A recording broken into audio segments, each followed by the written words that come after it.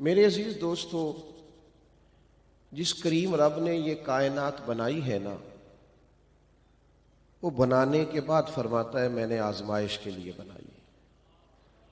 وہ کہتا ہے انسان کیا سمجھتا ہے، اسے ایسے ہی چھوڑ دیا جائے گا اور اس کی آزمائش نہیں کی جائے گی۔ وہ کہتا ہے میں نے آزمائش کرنی ہے، ضرور کرنی ہے۔ کتنی کرنی ہے؟ وَلَنَبْلُوَنَّكُمْ بِشَيْءٍ مِّنَ الْخَوْفِ وَالْجُوعِ وَنَقْصٍ مِّنَ الْأَمْوَالِ وَالْأَنفُسِ وَالثَّمَرَاتِ۔ تمہیں ضرور آزمایا جائے گا، بھوک سے بھی آزمایا جائے گا، خوف سے بھی آزمایا جائے گا، مالوں جانوں پھلوں کی کمی سے بھی آزمایا۔ تمہیں آزمانا ہے میں نے۔ وہ کیسا اسٹوڈنٹ ہے جو تعلیم تو پوری حاصل کرے، اسکول کی بجلی اور پنکھا بھی استعمال کرے، ادارے کی ساری سہولیات بھی استعمال کرے، لیکن امتحان کا وقت آئے تو کہے میں نے دینا ہی نہیں۔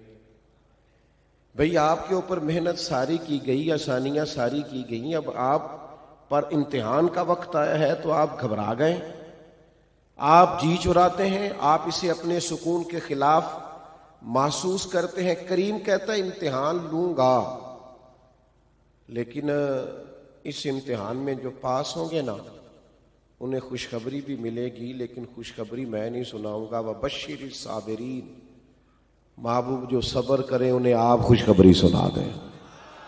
اہم بات عرض کر رہا ہوں، آپ اس پر غور فرمائیں۔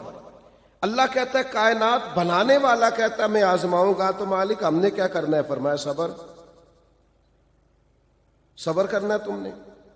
امام غزالی تو کہتے ہیں 70 مقامات ہیں قرآن مجید میں جن میں صبر کا تذکرہ ہے، لیکن بعض علماء نے لکھا ہے 100 مرتبہ قرآن مجید میں اللہ نے صبر کا ذکر کہ کس نے کہا یہ صبر کرو؟